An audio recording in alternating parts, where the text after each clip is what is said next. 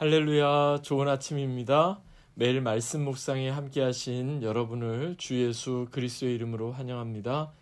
이 아침 말씀으로 하루를 시작하시는 여러분과 여러분의 가정, 자녀, 학업, 일터 가운데 하나님의 각별한 은혜와 평강이 충만하게 임하시기를 간절히 기원합니다. 9월 12일 금요일 말씀 묵상 시작하겠습니다. 이 아침 우리에게 주시는 하나님의 말씀은 민수기 9장입니다. 민수기 9장 18절부터 마지막 23절까지의 말씀 제가 봉독하겠습니다.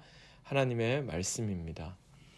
이스라엘 자손이 여호와의 명령을 따라 진행하였고 여호와의 명령을 따라 진을 쳤으며 구름이 성막 위에 머무는 동안에는 그들이 진영에 머물렀고 구름이 성막 위에 머무는 날이 오렐 때에는 이스라엘 자손이 여호와의 명령을 지켜 행진하지 아니하였으며 혹시 구름이 성막 위에 머무는 날이 적을 때에도 그들이 다만 여호와의 명령을 따라 진영에 머물고 여호와의 명령을 따라 행진하였으며 혹시 구름이 저녁부터 아침까지 있다가 아침에 그 구름이 떠오를 때에는 그들이 진행하였고 구름이 밤낮 있다가 떠오르면 곧 행진하였으며 이틀이든지 한 달이든지 1년이든지 구름이 성막 위에 머물러 있을 동안에는 이스라엘 자손이 진영에 머물고 행진하지 아니하다가 떠오르면 행진하였으니 곧 그들이 여호와의 명령을 따라 진을 치며 여호와의 명령을 따라 행진하고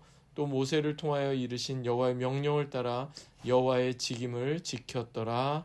아멘. 이는 우리에게 주시는 하나님의 말씀입니다. 주님 감사합니다. 본문을 중심으로 여호와의 명령을 따라 여호와의 명령을 따라 라는 제목으로 함께 하나님 말씀 나누겠습니다. 저는 한 30년 전에 한국에서 군대를 이제 처음 갔는데요. 전방에서 이제 군 생활을 했습니다.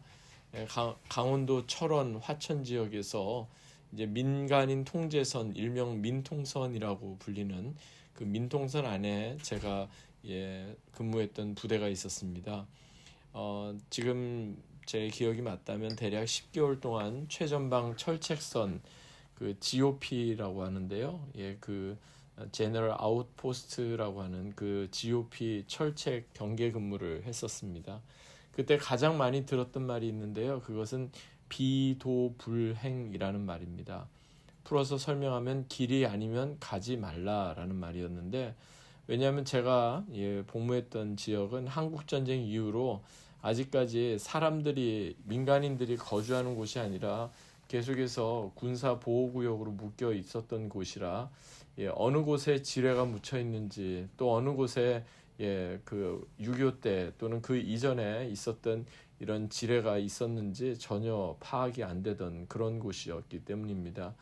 그래서 철책선 부근 또 길 곳곳에 붉은색 역삼각형으로 이제 지뢰라고 쓰여진 그런 표지판들이 세 줄에 이렇게 계속해서 매달려 있었던 것을 기억합니다. 그 당시는 몰랐는데 나중에 알고 보니까요. 이 비도불행이라는 한자어는 공자가 쓴 효경의 경대부장에 나오는 사자성어라고 합니다. 원문에는 비도불행이라는 말 앞에 또 한 가지 한자 성어가 붙어 있는데 그것은 비도불언이라는 말이 나온답니다. 이를 풀이해보면 도리, 이치에 맞지 않으면 말하지 말고 길이 아니면 가지 말라 이런 뜻이 됩니다. 즉 우리 인간의 말과 행동, 언행이 어떠해야 하는지 공자는 이것을 통해 비도불언, 비도불행을 통해 우리에게 중요한 가르침을 주고 있는 셈입니다.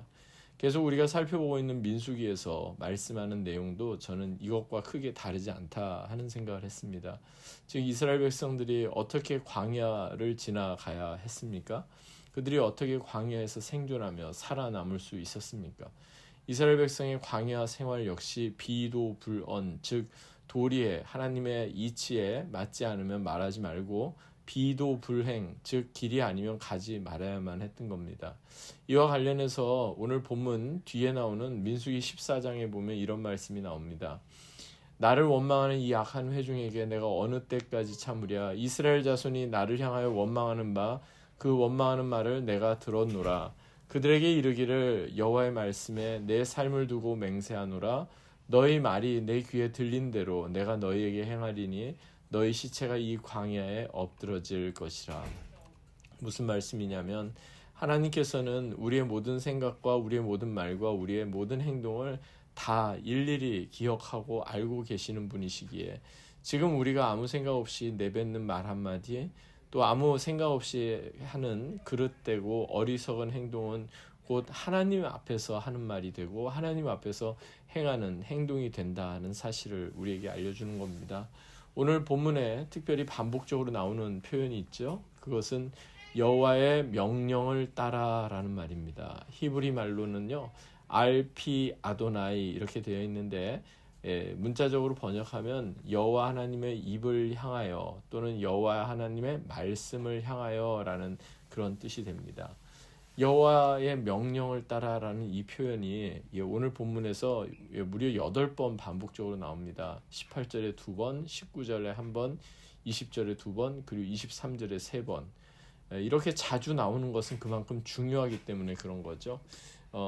그러니까 지금 여호와의 명령을 따라 그들은 가고 여호와의 명령을 따라 그들은 머물며 여호와의 명령을 따라 그들은 진을 치고 여호와의 명령을 따라 그들은 모든 것을 진행해야만 했던 겁니다. 여러분 그렇습니다. 여호와 하나님의 명령을 따라 즉 그 말씀대로 우리의 삶을 맞춰가고 우리의 삶을 조율해 가야 하는 것, 그것이 바로 하나님 나라 백성의 삶의 모습입니다. 말씀에서 맞지 않으면 우리는 그 말씀 좇지 않고 하나님의 말씀에 따르는 것이 아니라면 우리는 그 길을 걷지 말아야 하는 것입니다. 그래야만 광야와도 같은 세상에서 우리는 끝까지 우리가 길을 잃지 않고 하나님 말씀 온전히 붙잡고 살아갈 수가 있는 것입니다. 여러분, 세상에 아무리 유혹이 많고 어려움이 많아도 광야와도 같은 그 세상을 살아남는 길은 그 방법은 다른 데 있지 않습니다. 오직 여호와의 명령, 하나님의 말씀을 따르는 것뿐입니다. 이것은 오늘날 우리가 아무리 메마르고 척박하고 유혹이 많은 세상을 살아간다고 할지라도 그곳에 우리가 전혀 좌로나 우로나 치우치지 않고 흔들리지 않는 그런 삶을 살아가게 되는 가장 중요한 원동력이 되리라고 믿습니다. 물론 이게 쉽지는 않습니다. 그냥 하나님의 명령, 말씀을 따라 산다는 것이 말처럼 그렇게 쉬운 것이 아닙니다.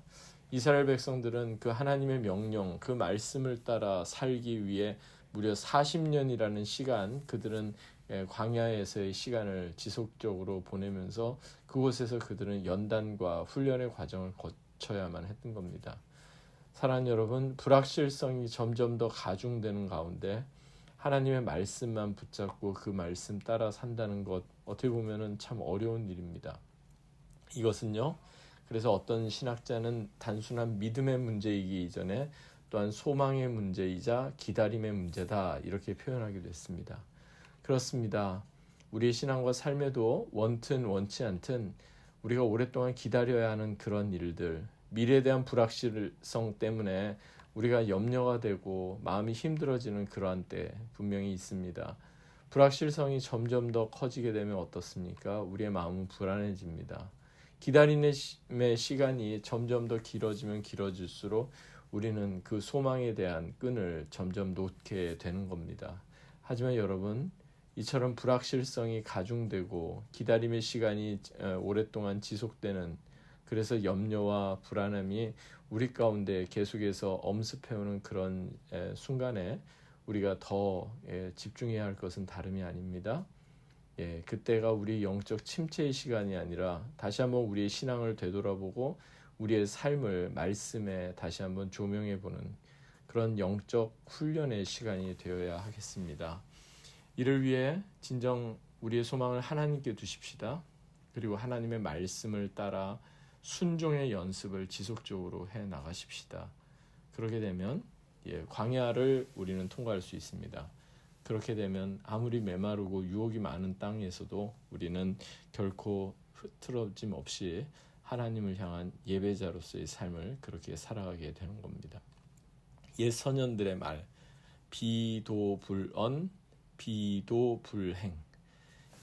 도리에 맞지 않으면 말하지 말고 길이 아니면 가지 말라는 이 권면의 말씀처럼 우리 그리스도인들은 하나님의 말씀을 따라 하나님의 말씀에 순종함으로 그렇게 살아가십시다.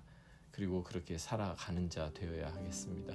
사도 바울이 고린도전서 6장에 너희 몸은 너희가 하나님께로부터 받은 바 너희 가운데 계신 성령의 전인 줄 알지 못하느냐?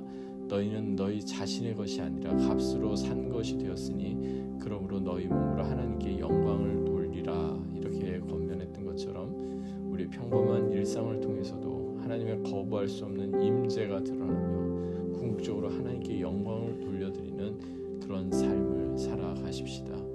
오늘 본문에서 하나님의 임재의 상징이었던 구름 그리고 불이 항상 성막 위에 머물러 있었던 것처럼 하나님께서 성령님께서 저와 여러분 가운데 날마다 함께 하심으로 우리를 주님의 거룩한 성전으로 삼으시고 우리를 지켜주시고 인도해 주시는, 그래서 우리를 통해 하나님의 놀라우신 뜻을 날마다 드러내는 귀한 축복과 은혜가 더해지기를 주 예수 그리스도의 이름으로 간절히 축원합니다. 아멘. 기도하겠습니다. 하나님 아버지 감사합니다. 여호와 하나님의 명령을 따라 여호와 하나님의 말씀을 좇아 그렇게 오늘도 살아가는 믿음의 삶 되게 해주시기 원합니다. 감사드리며 존귀하신 주 예수 그리스도의 이름으로 간절히 기도하옵나이다. 아멘. 오늘도 말씀 붙잡고 말씀 따라 살아가는 귀하고 복된 하루 되시기 바랍니다. 주님의 이름으로 축복합니다.